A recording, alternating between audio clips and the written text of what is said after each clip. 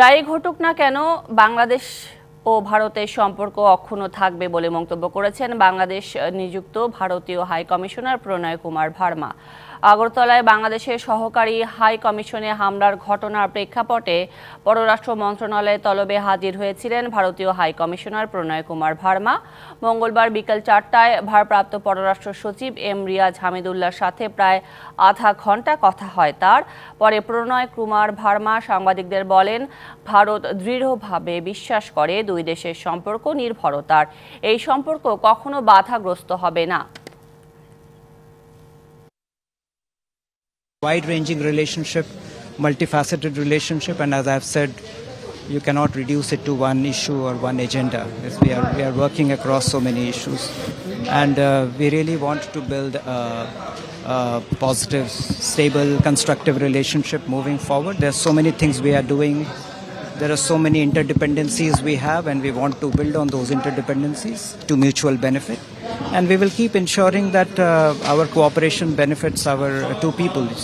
The number of positive developments that have taken place in our relationship in the last few months, whether it is trade, it is power transmission, supply of essential commodities, we have maintained a lot of positive momentum in the relationship. We are willing to engage with the interim government of Bangladesh, and we remain interested in working with the government of Bangladesh to fulfill our shared aspirations for peace, security and development.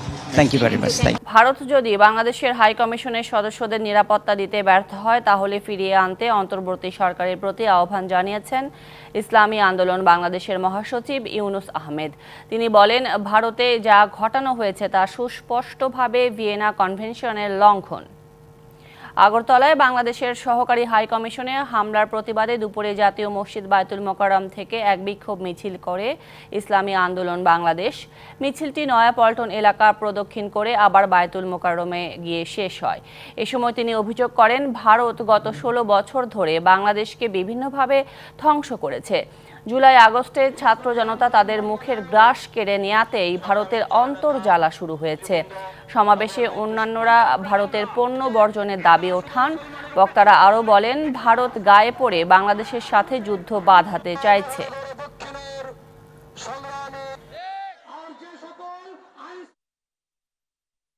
High commission আক্রমণ করো এবং সীমান্তে তোমরা লোক জড়ো করছো।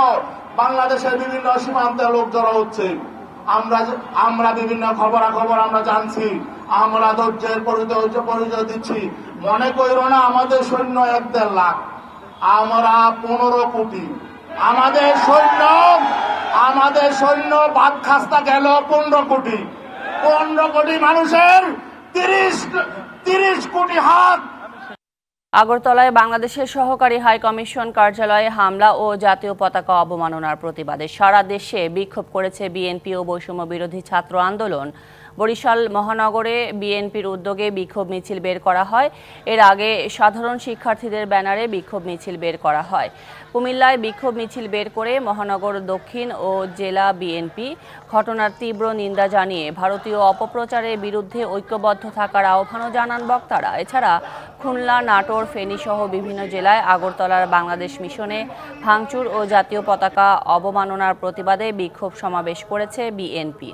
সমাবেশে বক্তারা বলেন, ভারত বাংলাদেশ বিরোধী ষড়যন্ত্রে মেতেছে। দেশের ছাত্র জনতা এর দাঁত ভাঙা জবাব দিতে প্রস্তুত।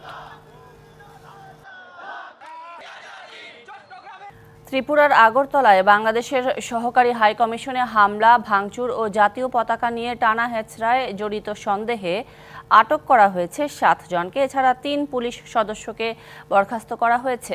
ভারতের গণমাধ্যম জানাচ্ছে, পুলিশের 3 উপপরিদর্শককে বরখাস্তের পাশাপাশি একজন ডেপুটি এসপিকে দায়িত্ব থেকে সরিয়ে দেওয়া হয়েছে। কর্মকর্তারা জানিয়েছেন, হামলার ঘটনায় আগরতলার নিউ ক্যাপিটাল কমপ্লেক্স থানায় পুলিশ বাদী হয়ে একটি মামলা করেছে। এ ব্যাপারে তদন্ত শুরু হয়েছে এবং আইন অনুযায়ী ব্যবস্থা নেওয়া হবে। সোমবার দুপুরে আগরতলায় বাংলাদেশের সহকারী হাই কমিশন প্রাঙ্গণে হামলা করে হিন্দু সংঘর্ষ সমিতি নামের একটি সংগঠনের সমর্থকেরা। ঘটনাটিকে দুঃখজনক বলে বর্ণনা করেছে ভারতের পররাষ্ট্র মন্ত্রণালয়। বাংলাদেশের সহকারী হাই কমিশনের নিরাপত্তায় আধা সামরিক বাহিনী মোতায়েন করা হয়েছে। ক্ষুব্ধ প্রতিক্রিয়া জানিয়ে বাংলাদেশ পররাষ্ট্র মন্ত্রণালয় থেকে বলা হয়েছে, এই হামলা পূর্ব পরিকল্পিত। এদিকে সীমান্তে যে কোনো ধরনের অনাকাঙ্ক্ষিত পরিস্থিতি বা অপতৎপরতা রোধে পুরোপুরি প্রস্তুত ও সতর্ক রয়েছে বর্ডার গার্ড বাংলাদেশ বিজিবি। মঙ্গলবার বিজিবির সদর দপ্তর থেকে পাঠানো এক বিজ্ঞপ্তিতে এই তথ্য জানানো হয়।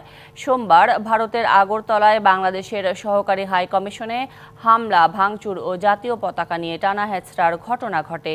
এ ঘটনার প্রতিবাদ জানিয়ে বিবৃতি দেয় বাংলাদেশ পররাষ্ট্র মন্ত্রণালয়।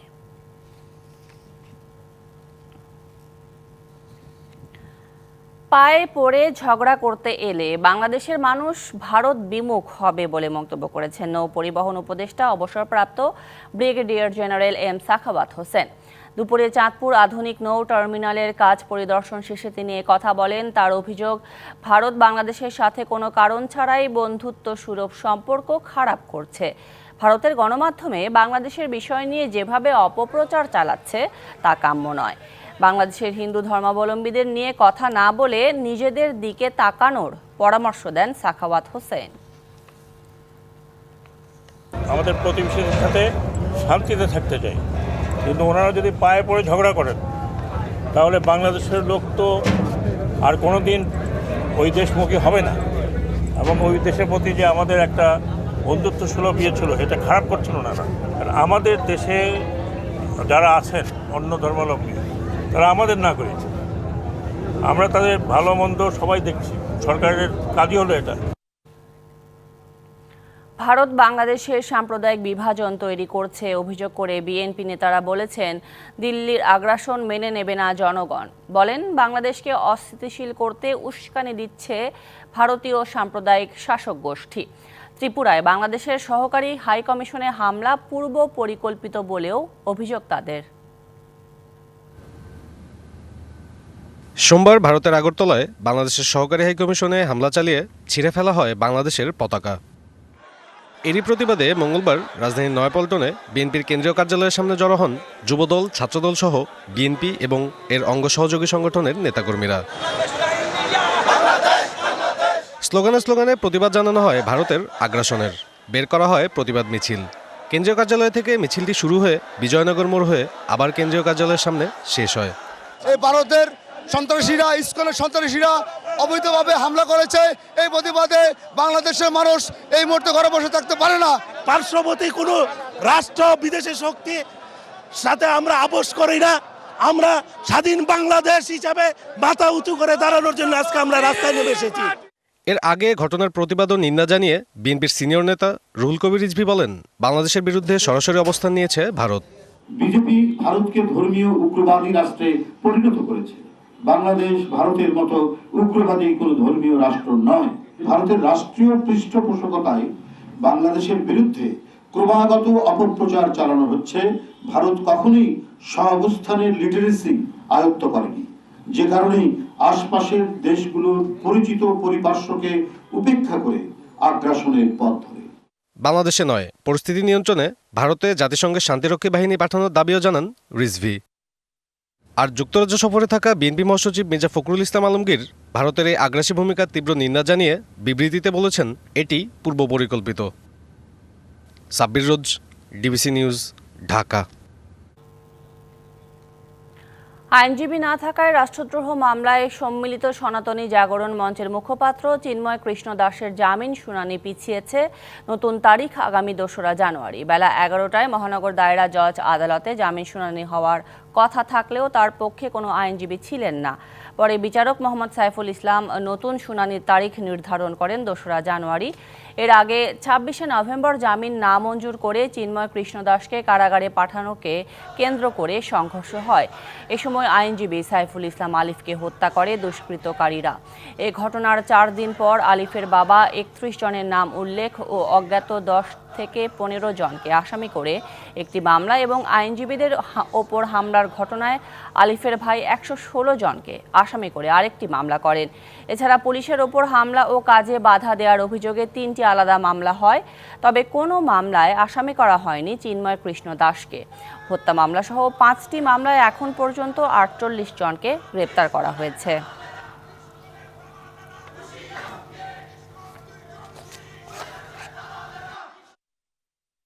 আইনজীবীরা সবাই উপস্থিত ছিল। রাষ্ট্রপক্ষে সময়ের আবেদন করা হয়েছে। আসামি পক্ষে কোনো আইনজীবী ছিল না, আসেনি। আজকে বিজ্ঞ আদালত ন্যায় বিচারের স্বার্থে আগামী 2/1/25 ইংরেজি তারিখ মামলার পরবর্তী শুনানির দিন ধার্য করেছে। এখানে তো কাউকে কোনো বাধা দেওয়া হয় নাই, বা কেউ আসলে তাকে বলা হয় না যে আপনি বলতে পারবেন না। এই ধরনের কোনো বক্তব্য আপনাদের কাছে আছে কিনা আমার জানা নাই। তবে আমি যতটুকু জানি, এখানে স্বাভাবিক প্রক্রিয়ায় মামলাটা কোর্টে উঠেছে। কোর্ট থেকে বারবার দেখা হয়েছে, আসামি পক্ষের কোনো লোক উপস্থিত ছিল না। 2009 সাল থেকে 2024 সালের এপ্রিল পর্যন্ত আওয়ামী লীগ সরকারের টানা 15 বছরে সরকারি সেবা পেতে জনগণকে ঘুষ দিতে হয়েছে 1,46,252 কোটি টাকা। এছাড়া 2023 সালে 70.9% থানা বা পরিবার দুর্নীতির শিকার হয়েছে। ওই বছর সর্বোচ্চ দুর্নীতিগ্রস্ত 3টি খাত হচ্ছে পাসপোর্ট, বিআরটিএ এবং আইন শৃঙ্খলা রক্ষাকারী সংস্থা। টিআইবির প্রতিবেদনে এমন চিত্রই উঠে এসেছে। সরকারি সেবা পাওয়া নাগরিকদের অধিকার, অথচ এই সেবা পেতে বাধ্য হয়ে দিতে হচ্ছে ঘুষ। 2023 সালে দেশের মানুষ সবচেয়ে বেশি দুর্নীতির শিকার হয়েছেন পাসপোর্ট সেবা নিতে গিয়ে। মঙ্গলবার টিআইবি প্রকাশিত সেবা খাতে দুর্নীতি জাতীয় খানা জরিপ 2023 শীর্ষক প্রতিবেদনে উঠে এসেছে শুধু পাসপোর্ট অফিসই নয়, দুর্নীতির শীর্ষ খাতের তালিকায় দ্বিতীয় বিআরটিএ এবং তৃতীয় আইনশৃঙ্খলা রক্ষাকারী সংস্থা। এরপর বিচারিক সেবা, ভূমি, স্বাস্থ্য, স্থানীয় সরকার প্রতিষ্ঠান সহ দুর্নীতি ও ঘুষের 18টি খাত চিহ্নিত করা হয়েছে। প্রতিবেদনে উঠে এসেছে গত বছর দুর্নীতির শিকার হয়েছেন 70.9% খানা বা পরিবার, 77.2% পরিবার বাধ্য হয়ে ঘুষ দিয়েছেন। যে খাতগুলোতে সবচেয়ে বেশি দুর্নীতি নিয়ন্ত্রণের এখতিয়ার এবং দায়িত্ব, সেই খাতগুলো যখন দুর্নীতিতে নিমজ্জিত থাকে তখন মানুষের হতাশা যেরকম সৃষ্টি হয়, একইভাবে দুর্নীতির প্রাতিষ্ঠানিককরণ হয়ে থাকে। গ্রামাঞ্চলের জনগণ তুলনামূলকভাবে শহরাঞ্চলের তুলনায় বেশি দুর্নীতির শিকার হয়েছেন। গত বছরে সাধারণ মানুষের 10,902 কোটি টাকা ঘুষ হিসেবে ঢুকেছে সেবা খাতে দুর্নীতিবাজদের পকেটে।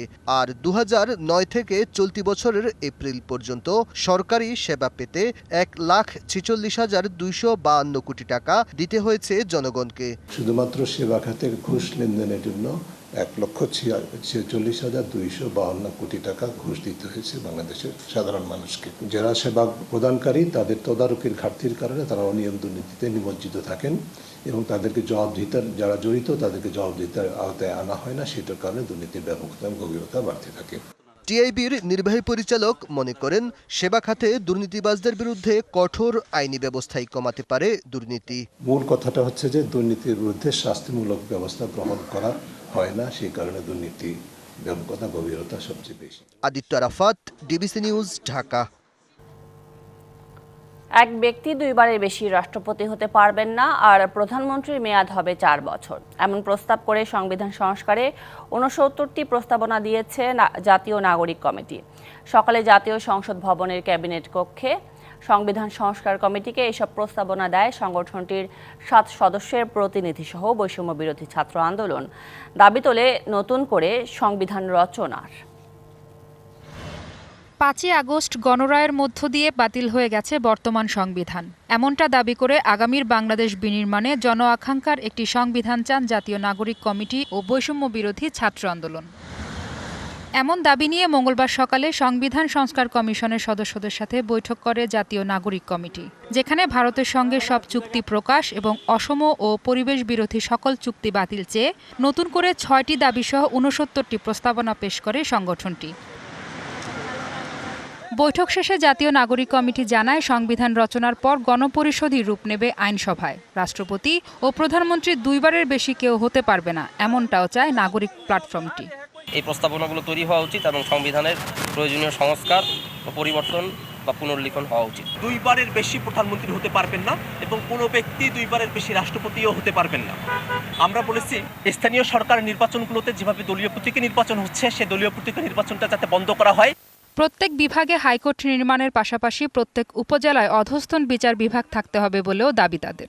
বিচার বিভাগ সর্বদা প্রধানমন্ত্রীর আন্ডারে এটি কুক্ষিগত একটি অর্গান হিসেবে কাজ করে।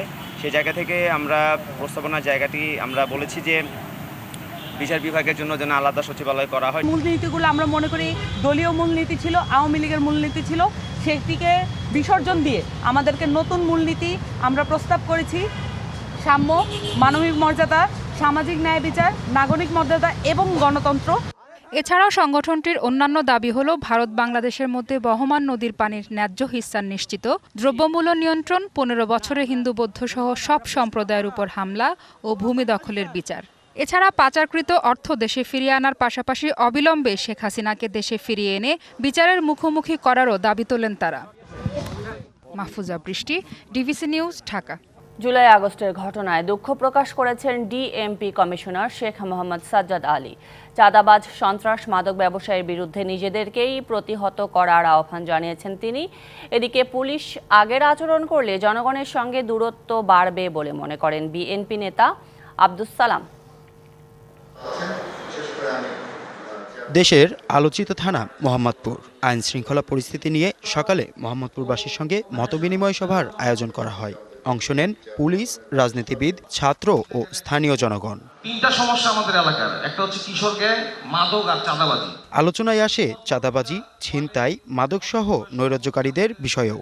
জানান নানান ইস্যুতে তাদের ক্ষোভের কথা। যারা আন্দোলনের সারিতে ছিল না এমন মানুষজন আমরা আন্দোলনের সারিতে ছিলাম এই ধরনের কথা বলে কিন্তু এখন এর সুফল ভোগ করতে ভিড় জমাচ্ছে। প্রায় 17 বছর ধরে আমরা এই পুলিশের ভয়ে পালিয়ে বেড়াতাম। এখন পুলিশ কমিশনার এবং পুলিশেরা আমাদেরকে ডেকে তাদের সাথে মিটিং করায়। পুলিশ যদি 5 আগস্টের আগের ফ্যাসিবাদী ভূমিকায় আসে তবে বাড়বে জনগণের সঙ্গে দূরত্ব। এমনটাই মনে করেন বিএনপি চেয়ারপারসনের উপদেষ্টা আব্দুস সালাম। পুলিশকেও মনে রাখতে হবে যে তারা যদি শুধুমাত্র আগের ফ্যাসিস্ট সরকারের মতো ফ্যাসিবাদী আচরণের সাথে সম্পৃক্ত হয়ে যায় তাহলে জনগণের সাথে কিন্তু তাদের দূরত্বটা বেড়ে যাবে। এদিকে জুলাই আগস্টের ঘটনায় দুঃখ প্রকাশ করেছেন ডিএমপি কমিশনার। চাঁদাবাজ, সন্ত্রাস, মাদক ব্যবসায়ীর বিরুদ্ধে জনগণের পাশাপাশি নিজেদের শক্ত অবস্থানের কথাও জানান তিনি। আমি ঢাকা মেট্রোপলিটন পুলিশের পক্ষ থেকে সকলের কাছে ক্ষমা প্রার্থী। আমাদের যে ভূমিকা থাকার কথা আমরা সেই ভূমিকায় থাকতে পারি না। নানাভাবে চাঁদাবাজি হয় এটা আমার জানা আছে। আমি তথ্য সংগ্রহ করতেছি কারা এই জায়গাগুলো থেকে টাকা নেয়, আমি তাদের বিরুদ্ধে আইনানুগ ব্যবস্থা নিব। রাজধানীতে অটোরিকশা বেড়েই চলেছে। বেপরোয়া এই বাহন নিয়ন্ত্রণ করা কঠিন হয়ে পড়েছে। ঝুঁকি এড়াতে নগরবাসীকে তা যথাসম্ভব ব্যবহার না করার পরামর্শ দেন ডিএমপি কমিশনার। ফুটপাত দিয়ে আপনারা হাঁটে যাবেন, অটোরিকশা ব্যবহার করবেন না। মোহাম্মদ আল হাসিব, ডিবিসি নিউজ, ঢাকা। দেশপ্রেমকে সর্বোচ্চ গুরুত্ব দিয়ে যে কোনো পরিস্থিতি মোকাবিলার জন্য সেনা সদস্যদের প্রতি আহ্বান জানিয়েছেন সেনাপ্রধান জেনারেল ওয়াকারুজ্জামান। চট্টগ্রামের বিএমএ ক্যাডেটদের অনুষ্ঠানে এই আহ্বান জানান তিনি। নবীন ক্যাডেটদের অভিবাদন গ্রহণ করে কুচকাওয়াজ পরিদর্শন করেন সেনাপ্রধান। পরে পুরস্কারপ্রাপ্ত ক্যাডেটদের হাতে স্মারক তুলে দেন। সেনাবাহিনীতে শৃঙ্খলাই প্রধান চালিকা শক্তি উল্লেখ করে সেনাপ্রধান বলেন, নবীন কর্মকর্তাদের উপর অর্পিত হবে সেনাবাহিনীর ভবিষ্যৎ নেতৃত্ব। তাই তাদের যে কোনো বিষয়ে চূড়ান্ত সিদ্ধান্ত নিতে নিজের বিবেকের দ্বারস্থ হওয়ার আহ্বান জানান সেনাপ্রধান।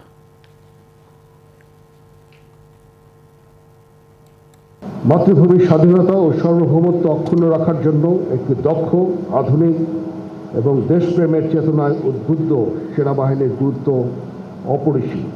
সেনাবাহিনী এমন একটা প্রতিষ্ঠান যেখানে শৃঙ্খলা প্রধান চালিকা শক্তি।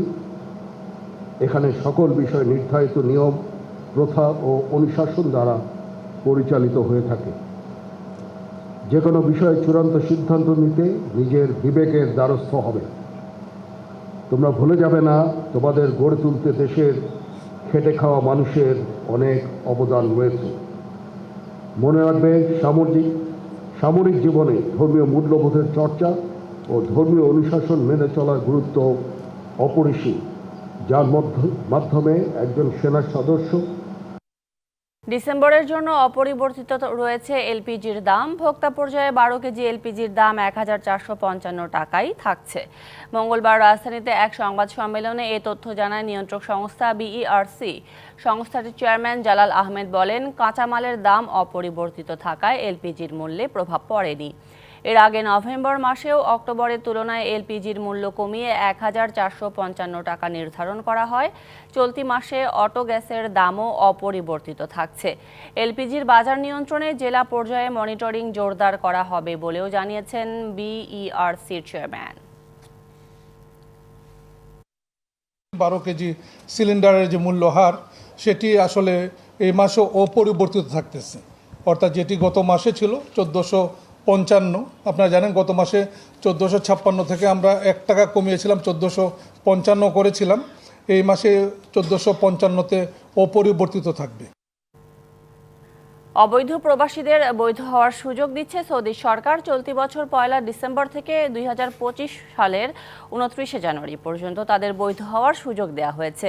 এই সুযোগ কাজে লাগানোর আহ্বান জানিয়েছে বাংলাদেশ দূতাবাস। রিয়াদে অবস্থিত বাংলাদেশ দূতাবাস বিষয়টি নিশ্চিত করে জানায়, সৌদি আরবে নানা কারণে কফিল বা কোম্পানি থেকে বিচ্ছিন্ন হয়ে গেছেন, তাদের জন্য এই বৈধ হওয়ার সুযোগ দিয়েছে সৌদি সরকার। আবেদন করতে হবে নির্ধারিত 60 দিনের মধ্যেই। চলতি বছরের নভেম্বর পর্যন্ত যেসব প্রবাসী এই পরিস্থিতিতে রয়েছেন তারা এই সুযোগ পাবেন। সৌদি আরবে অবস্থানরত হুরপ্রাপ্তদের বৈধ হওয়ার এই প্রক্রিয়া কেবল সৌদি সরকারের অনুমোদন পাওয়া নির্ধারিত পদ্ধতিতেই সম্পন্ন হবে। তবে এর জন্য প্রবাসীদের প্রয়োজনীয় কাগজপত্র এবং প্রাসঙ্গিক তথ্য জমা দিতে হবে। প্রবাসী বাংলাদেশিদের সহায়তার জন্য বিভিন্ন তথ্য সেবা চালু করা হয়েছে বলে জানিয়েছে বাংলাদেশ দূতাবাস। রাজধানী গুলশনে চেয়ারপারসনের রাষ্ট্রকাঠামো মেরামতের 31 দফা ও জনসম্পৃক্তি শীর্ষক বেসরকারি বিশ্ববিদ্যালয় শিক্ষার্থী প্রশিক্ষণ কর্মশালা চলছে এবং এতে ভার্চুয়ালি যুক্ত হয়েছেন বিএনপির ভারপ্রাপ্ত চেয়ারম্যান তারেক রহমান। আমরা সরাসরি যাচ্ছি সেখানে। কি হয়েছে কি না হয়েছে কম বেশি আপনারা সকলেই দেখেছেন, আপনারা দেশে ছিলেন, আমি দেশের বাইরে থেকে যতটুকু সম্ভব দেখেছি। বিদেশে থাকার বাধ্য হয়ে বিদেশে থাকার কারণে আমার কিছু জিনিস দেখার সুযোগ হয়েছে, সেগুলো আমি চিন্তা করেছি বিষয়গুলো নিয়ে। তো যেহেতু আমি বললাম যে আপনারা হচ্ছেন বাংলাদেশের ভবিষ্যৎ, আজকে আমি বাংলাদেশের যারা আপনারা ভবিষ্যৎ তাদের সাথে আমি আমার কিছু চিন্তা শেয়ার করতে চাই। এই চিন্তার অনেকগুলো এরই ভিতরে 31 দফায় আপনারা পেয়েছেন, আপনারা নিজেও আলোচনা করেছেন, নিজেদের বক্তব্য তুলে ধরেছেন। মঞ্চে যারা উপস্থাপক বৃন্দ আছেন বা আলোচক বৃন্দ আছেন ওনাদের অবস্থান থেকে ব্যাখ্যা করেছেন আপনাদের সামনে আপনাদের প্রশ্নের উত্তরগুলো। আমি কয়েকটি বিষয় একটু আপনাদের সামনে তুলে ধরতে চাই। যেমন ধরেন, যেহেতু আপনারা স্টুডেন্ট, এখানে উপস্থিত প্রত্যেকে আপনারা স্টুডেন্ট, আমি শিক্ষাটা দিয়ে শুরু করতে চাই। যে শিক্ষাটাকে একজন পলিটিক্যাল অ্যাক্টিভিস্ট বা রাজনৈতিক কর্মী হিসাবে আমি কিরকম মনে করি যে শিক্ষা হওয়া উচিত আগামী দিনের ভবিষ্যৎ। আমি মনে করি যে আমাদের দেশের প্রথমেই যেটা করা উচিত এবং আমাদের 31 দফার মধ্যেও আছে যে শিক্ষা ক্ষেত্রে আমরা বাজেট বাড়াবো, বাজেট বৃদ্ধি করব। আমি ব্যক্তিগতভাবে মনে করি শিক্ষা ক্ষেত্রে যদি কিছু করতে হয় প্রথমেই সেটা করা উচিত প্রাইমারি লেভেলে। প্রাইমারি শিক্ষা কেন্দ্রে, শিক্ষা স্কুলে শিক্ষক, ছাত্র ছাত্রী, এদের উপরে আমাদের প্রথম জোরটা দেওয়া উচিত। এখন প্রথম জোর দিতে আপনি কি বলেন? প্রথম জোর দিতে কি আমরা বুঝবো যে সুন্দর সুন্দর স্কুল বিল্ডিং গড়ে তোলা? আমি এটার পক্ষে নই। হ্যাঁ, কোনোটা যদি ভাঙাচোরা কিছু থাকে মিনিমাম সেটাকে আমরা ঠিক করে নেব, যাতে শিক্ষকরা ভালোভাবে ক্লাস নিতে পারে, ছাত্রছাত্রীরা, ছোট ছোট ছাত্রছাত্রীরা প্রাইমারি স্কুলে ভালোভাবে ক্লাস করতে পারে। কিন্তু আমরা জোর দিব কোয়ালিটির উপরে, শিক্ষকের কোয়ালিটির উপরে।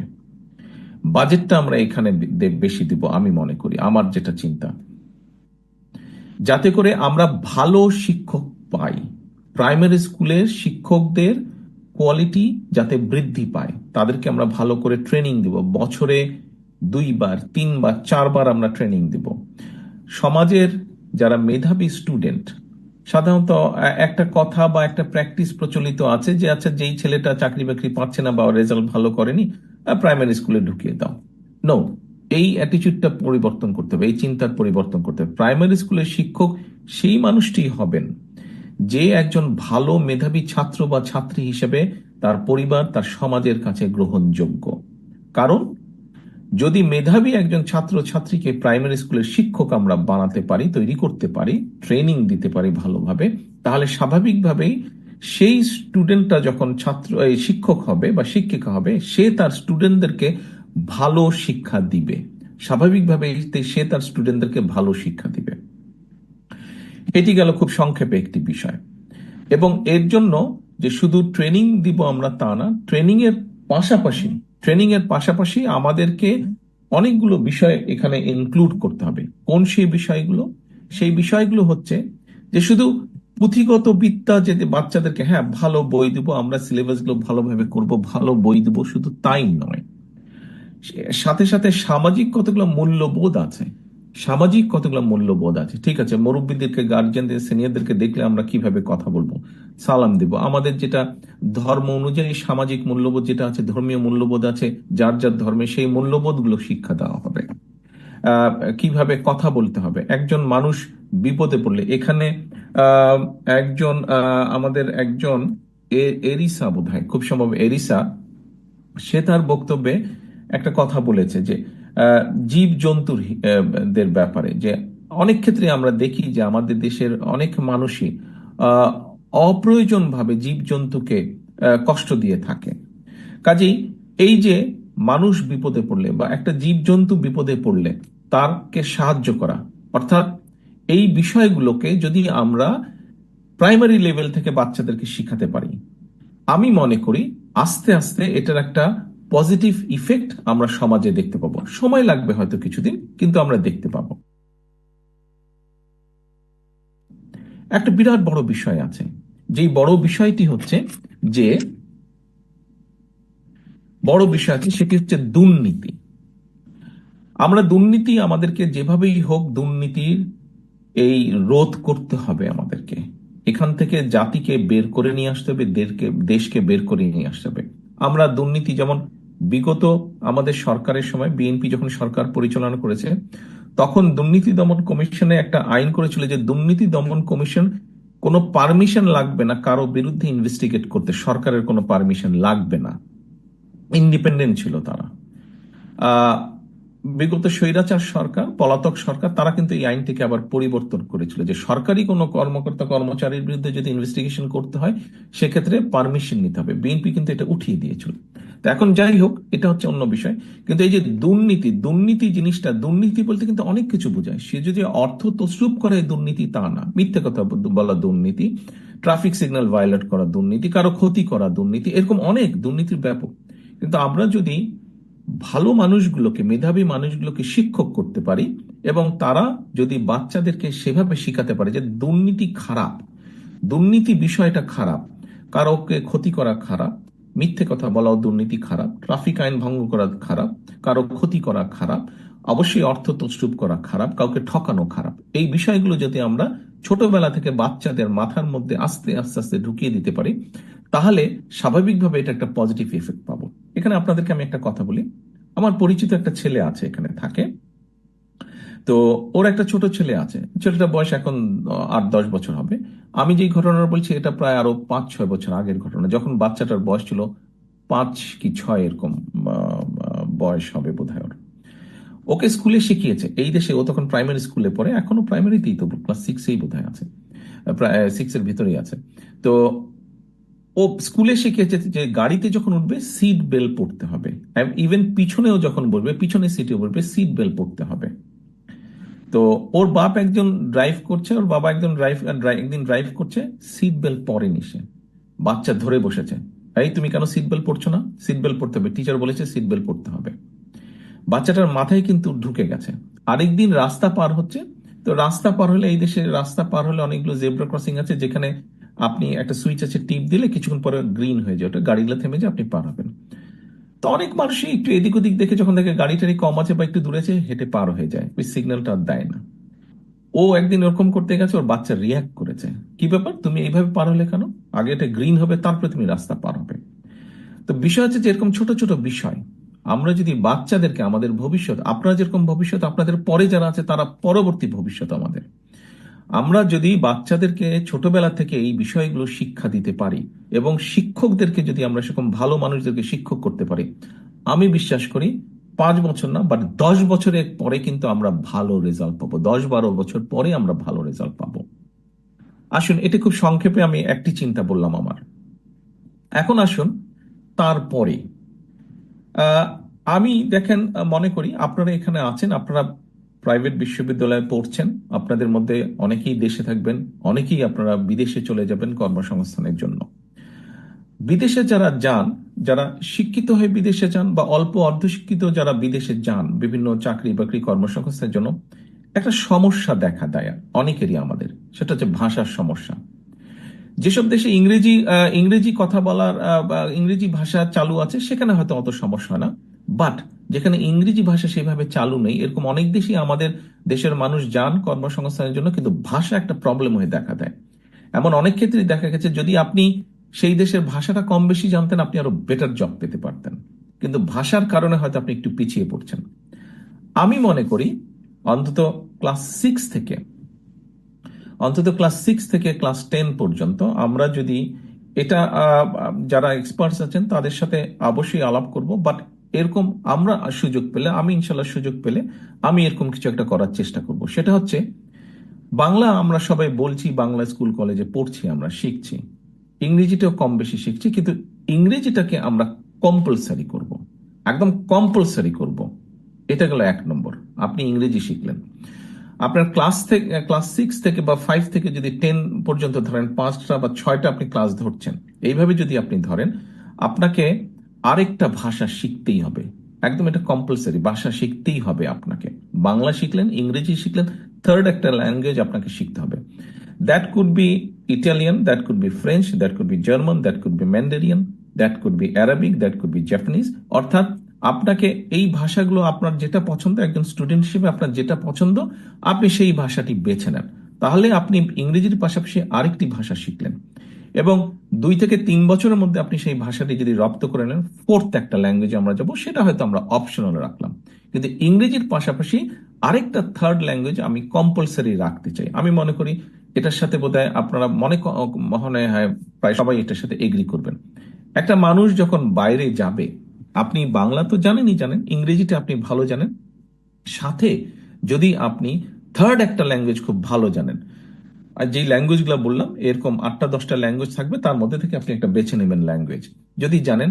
আমার কাছে মনে হয় এইরকম ভাষা জানা মানুষ যখন বাইরে যাবে কর্মসংস্থানের ক্ষেত্রে খুব একটা তাকে দুর্ভোগ পোহাতে হবে না। এরকম অনেকগুলো দেশে যেই ল্যাঙ্গুয়েজগুলো বললাম এই দেশগুলোতে অনেক চাকরি বাকরির ব্যবস্থা থাকে, জব অপরচুনিটি থাকে, সেক্ষেত্রে এই সমস্যাটা অনেকাংশে দূর হবে।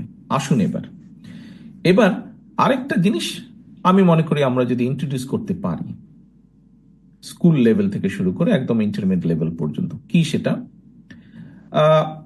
আমি মাঝে মাঝেই বলি, যেভাবে হয়নি, আমার যেরকম খুব ইচ্ছা ছিল ছোটবেলা থেকে কিবোর্ড শেখার, পিয়ানো বা কিবোর্ড শেখার ইচ্ছা ছিল আমার, বাট যে কোনো কারণেই হয়নি।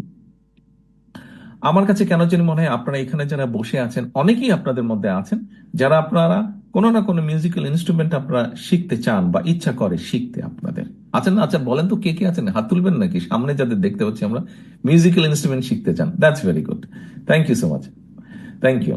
এই যে আমরা অনেককে এখানে পেলাম, আমার ইচ্ছা যে আমাদের বাচ্চারা যারা থাকবে লেখাপড়ার পাশাপাশি আপনার ইচ্ছা যদি গিটার, আপনি গিটার শিখতে পারেন, আপনার ইচ্ছা কিবোর্ড, আপনি কিবোর্ড শিখতে পারেন, আপনার ইচ্ছা হারমোনিয়াম, আপনি হারমোনিয়াম শিখতে পারেন, আপনার ইচ্ছা ফ্লুইড বাঁশি, আপনি বাঁশি শিখতে পারেন। অর্থাৎ কোনো না কোনো একটা মিউজিক্যাল মিউজিক আপনাকে শিখতেই হবে, কম্পালসারি। বেসরকারি বিশ্ববিদ্যালয়ে শিক্ষার্থী প্রশিক্ষণ কর্মশালায় বক্তব্য রাখছেন বিএনপির ভারপ্রাপ্ত চেয়ারম্যান তারেক রহমান। আমরা ছিলাম সরাসরি সম্প্রচারে। সংবাদে এই ছিল এখনকার মতো। ডিবিসি নিউজের সংবাদগুলো পড়তে ভিজিট করুন dbcnews.tv আর ভিজিট করুন ডিবিসি নিউজের ফেসবুক পেজ এবং ইউটিউব চ্যানেল। সঙ্গেই থাকুন।